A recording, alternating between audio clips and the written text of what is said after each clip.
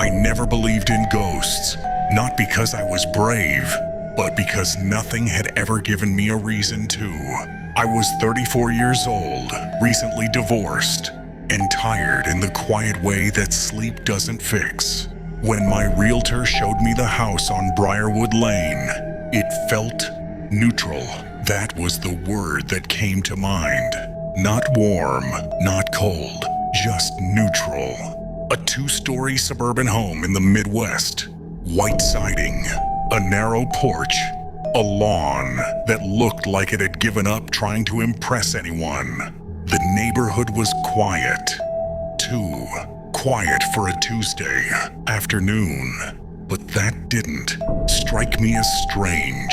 People worked. People stayed inside. Previous owner moved suddenly, the realtor said, flipping through her clipboard. Any reason? I asked. She shook her head. Didn't say. I didn't push. I should have. The first night in the house was uneventful. That's important to say because later I would replay it in my head, wondering what I missed. I ate takeout on the floor of the living room. No furniture yet, just cardboard boxes and the low hum of the refrigerator. The walls felt thick. Sound didn't travel much. Even my own footsteps sounded absorbed. At 10:46 p.m., I went upstairs to sleep. The bedroom was bare, except for a mattress on the floor and a single lamp. When I turned the light off, the darkness felt heavier than usual. Not darker, heavier, like it had weight. I told myself that was exhaustion. I fell asleep quickly, and at 3:17 a.m. I woke up. No nightmare, no sound, just awake. My eyes opened on their own. Heart already beating faster than it should have been. The room was completely still. The kind of stillness that makes you aware of your own breathing. I checked my phone. 3:17 a.m. I don't know why I looked toward the bedroom door, but I did. It was closed. I was sure I had left it open.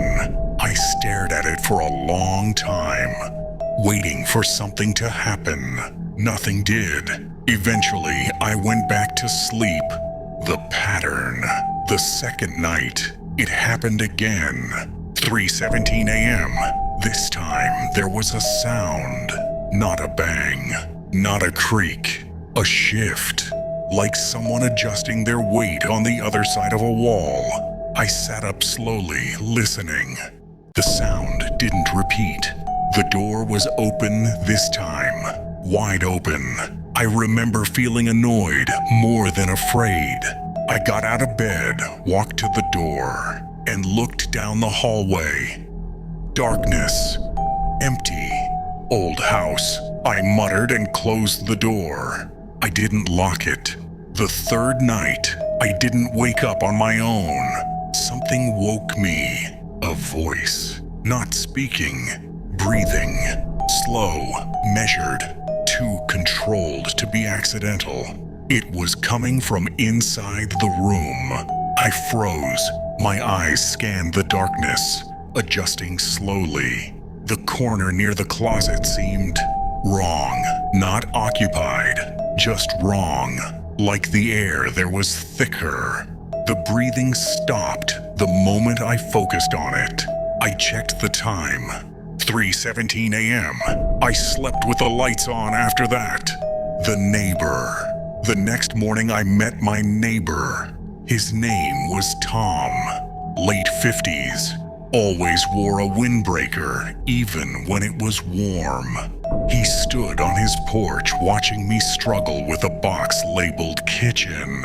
New guy, he said. I nodded. That obvious?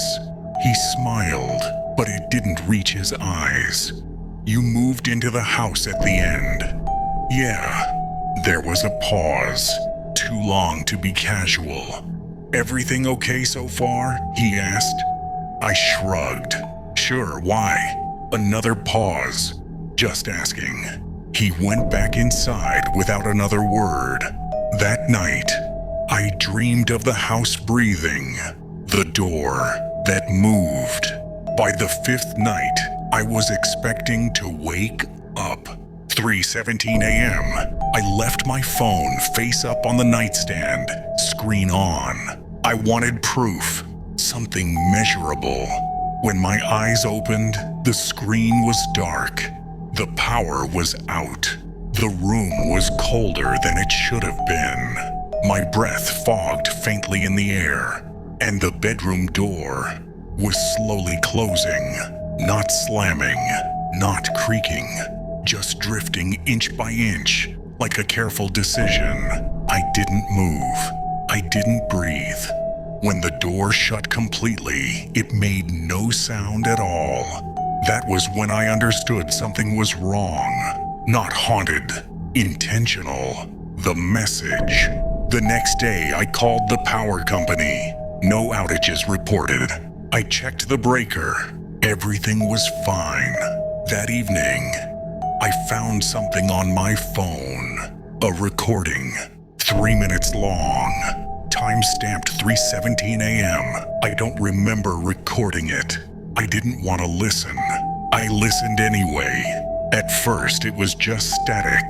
Then my own breathing. Slow. Asleep. And then another breath. Not mine. Closer. Right next to the microphone. At the very end of the recording, a sound came through clearly. A whisper, not a word. Just my name, perfectly pronounced. That night, I didn't sleep. At 3:16 a.m., I stood in the hallway staring at the walls. At 3:17 a.m., the house exhaled, and something behind the walls shifted, as if it had finally decided. I was ready. I stopped sleeping after that night, not because I was afraid to close my eyes, but because the house no longer waited for me to wake up. It had learned my schedule, the rule I didn't know. The first sign came the next evening. I was in the kitchen at 9:42 p.m., washing a mug when I heard footsteps upstairs. Slow, careful. I froze, water still running. I lived alone. The footsteps crossed the hallway above me, then stopped directly over the kitchen ceiling. Whoever or whatever was standing there did not move again. I didn't go upstairs. At 10:30 p.m., the footsteps resumed. They walked back the same way they had come. Only then did I realize something disturbing. They walked exactly the same number of steps, as if retracing a memorized path. That night, I stayed awake in bed staring at the ceiling. At 3:15 a.m., my phone vibrated. A notification. Reminder, do not leave the bedroom. I hadn't set it. At 3:16 a.m., the air pressure changed. My ears popped slightly, like in an elevator. At 3:17 a.m., the hallway light turned on by itself. I heard footsteps stop outside my door, and then 3 gentle knocks. Polite, patient, like it expected me to answer. I didn't. The knocking stopped. After a long pause, something slid slowly across the door. Not scratching. Listening. The closet. The next morning I noticed the smell. Not rot, not mold, something metallic. Like old coins. It was strongest near the hallway closet. I hadn't opened that closet since I moved in. It was narrow, with a simple wooden door. I assumed it held cleaning supplies. When I opened it, I found nothing. No shelves, no pipes, just empty space. Too deep for a closet. The back wall didn't look like drywall. It was darker, older, the kind of wood you see in basements of houses, built before modern codes. And there were marks on the floor. Scuff marks. Bare footprints, leading in, none leading out. The police file. I went to the local library that afternoon. Small town. The librarian recognized my address before I finished my sentence. Her smile faded. "You live in that house?" I asked her what she meant. She hesitated, then pulled a folder from under the desk. "No one likes to talk about it," she said. "But it's public record." Inside were photocopies of police reports, missing persons, noise complaints, welfare checks, all from the same address, all between 3 years, 4 a.m. and 4 a.m. One report stood out. A 911 call transcript. "Dispatch 911, what's your emergency?" "Caller, it's in the walls." Dispatch: "Sir, can you explain?" Caller: "It knows when I'm awake." Dispatch: "Who is it?" Caller: "The house." Dispatch: "Sir, are you under the influence?" Caller: "Please. It's counting my steps." The call ended at 3:17 a.m. The caller was never found. The tape. Tom, the neighbor, answered his door when I knocked this time. He didn't look surprised. "I was wondering how long it would take," he said. Inside his living room, he handed me a cassette tape. "Previous owner gave me this," he said. "Told me if anyone new moved in, I'd know when to pass it on." "What is it?" "Rules," Tom said. "Or warnings. Hard to tell." That night, I played the tape. A man's voice. Shaking, exhausted. "If you're hearing this, you broke the first rule. You stayed awake. It doesn't like that." The tape crackled. "It wakes at 3:17, always. You must be in bed." Door closed. Lights off. A pause. "Do not acknowledge it. Do not speak to it. And whatever you do not follow the sounds." The tape ended with a quiet sob. The mistake. That night, I followed the rules. Bed, door closed, lights off. At 3:17 a.m., Muncie, the house stirred. Footsteps, breathing, the familiar pressure in the air. Then, a new sound. My own voice, from the hallway, calling my name, perfectly, pleading. I sat up. I knew it wasn't me, but it sounded afraid, and that was my mistake. Because the moment I put my feet on the floor, the voice stopped, and something else began walking toward the bedroom door, slowly, confidently, as if it had been waiting for me to break the rule. I didn't sleep after that, not even when morning came, because when daylight finally filled the room, something was different. The bedroom door was open. I was certain, absolutely certain I had closed it. And on the inside of the door, at eye level, there were fingerprints, pressed from the outside in, the space behind the walls. I called in sick to work. I told myself I needed answers, not rest. The closet in the hallway bothered me. The depth, the smell, the footprints that went nowhere. I measured it. The closet extended nearly 4 feet farther than it should have, based on the house's exterior layout. There was space behind the walls. Someone had built it intentionally. I pressed against the back panel. It flexed just a little. Enough. It took less strength than I expected.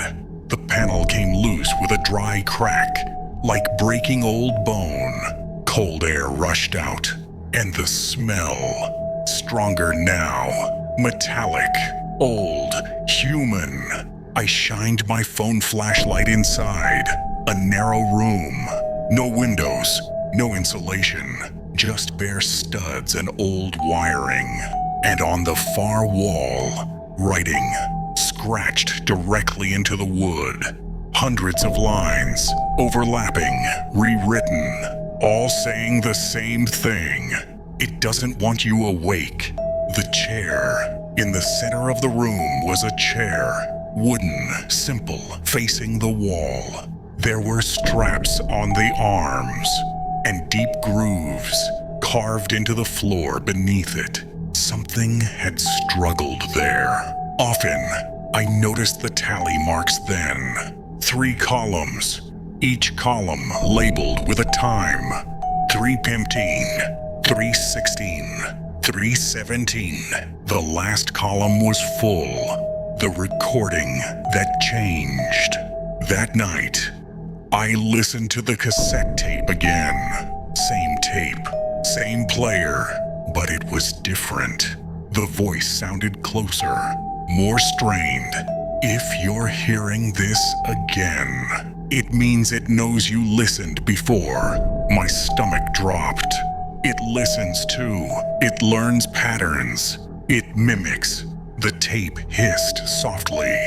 I thought if I stayed awake long enough, it would get tired. A bitter laugh. It doesn't sleep. The tape ended differently this time, with a whisper, not the man's, mine, saying, "Come closer." I threw the tape across the room. Proof. I went back to the hidden room. I don't know why. I think part of me wanted proof that I wasn't losing my mind. The writing on the wall had changed. A new sentence had been added, carved deeper than the others, fresher.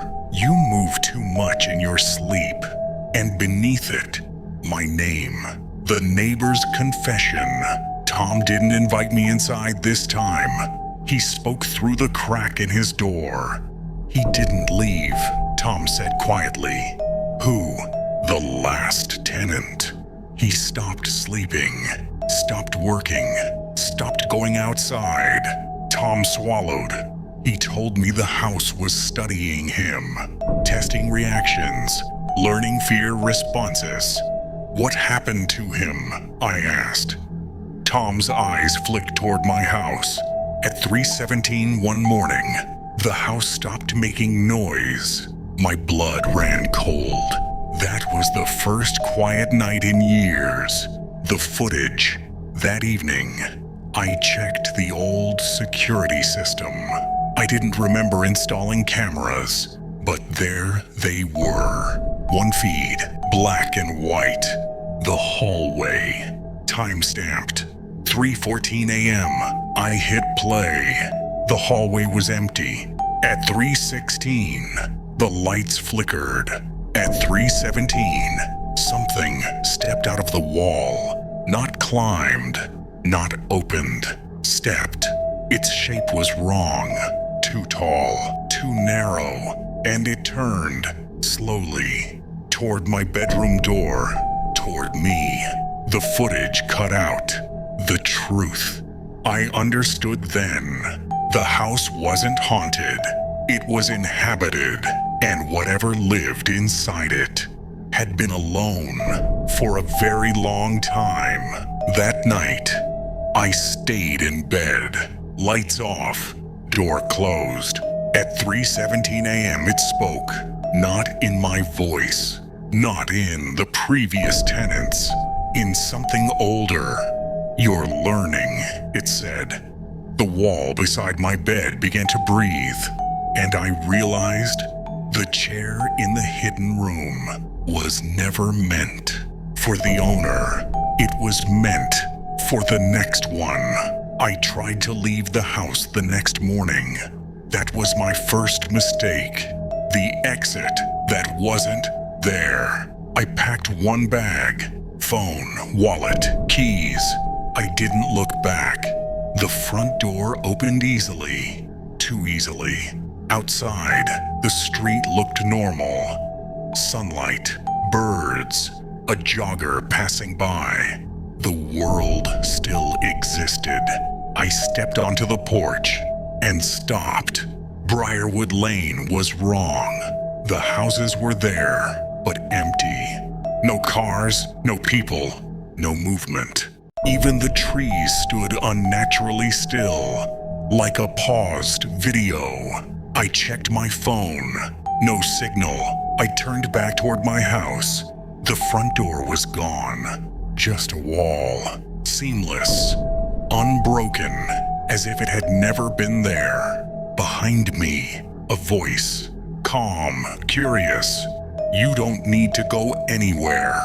I ran. The street stretched longer with every step. Houses repeating, identical, copy-pasted. The same mailbox number passed me again, and again, and again. When I stopped, gasping for breath, I was standing back on my porch. The door was there again. Open, waiting. Time slippage. Inside, the clocks disagreed. Kitchen clock, 11:03 a.m. Microwave, 3:14 a.m. Phone, no time available. The air felt thick, like humidity before a storm. I noticed something then. The house was making sounds. Outside of 317 now. Small ones, testing noises. A floorboard creaking when I shifted my weight. A wall clicking back after I touched it. It was mapping me, learning in real time. The house speaks. At 3:16 p.m., not a.m., the voice returned from everywhere. Do you know why we wake you? I didn't answer. Sleep blurs the edges, it said.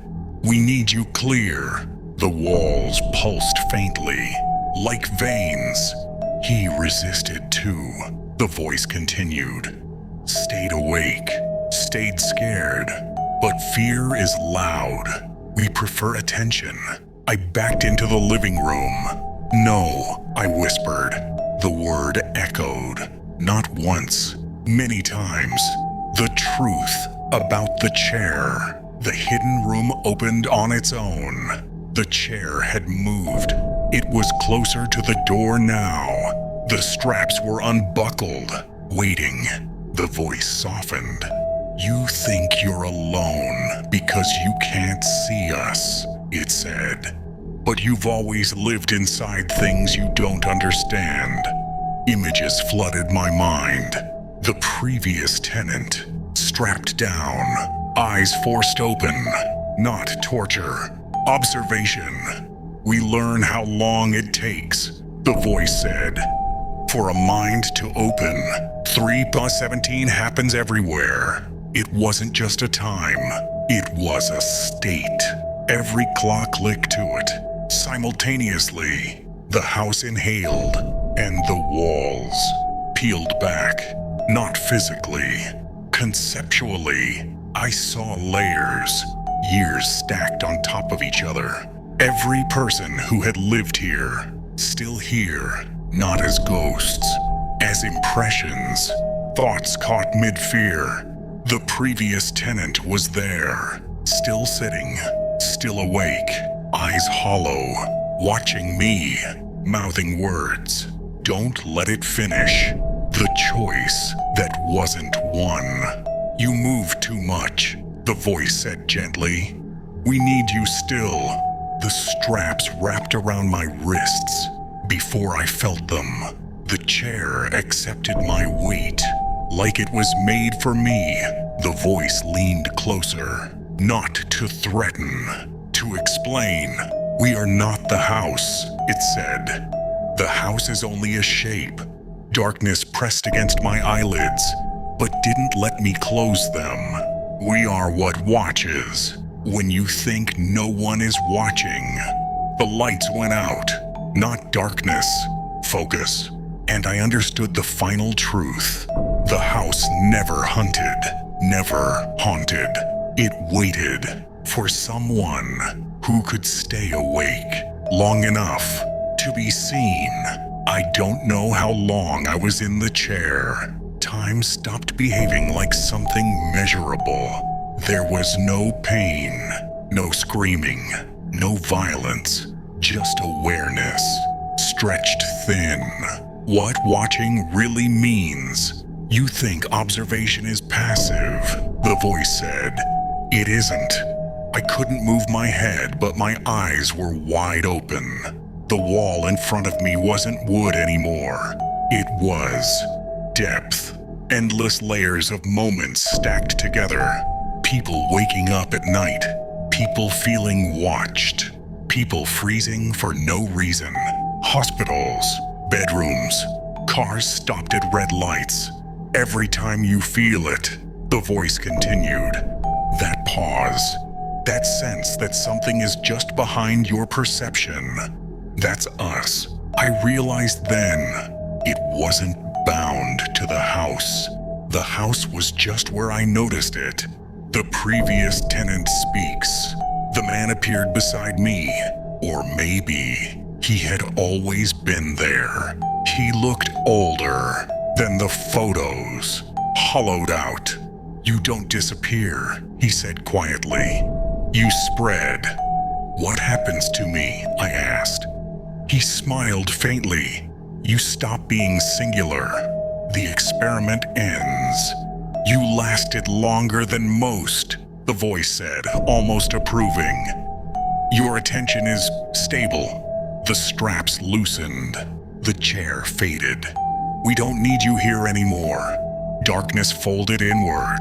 Morning. I woke up in my bed. Sunlight. Birds. My phone buzzing with missed messages. Everything was normal. Too normal. The house felt empty. No pressure.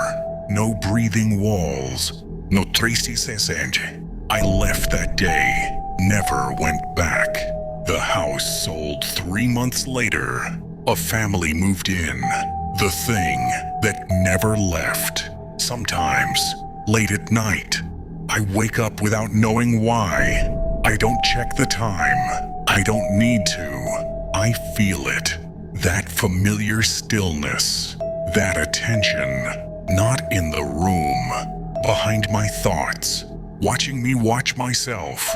And sometimes, when I'm driving, or standing in line, or lying awake in the dark, I feel someone else notice it too. Their posture changes, their breathing slows, and for a brief moment, we are both aware of the same thing. Final entry found on my phone. Time, 3:17 a.m. Location, not available. It doesn't live in houses. Houses are just where people stop moving long enough to be observed. If you're reading this and you suddenly feel watched, don't panic.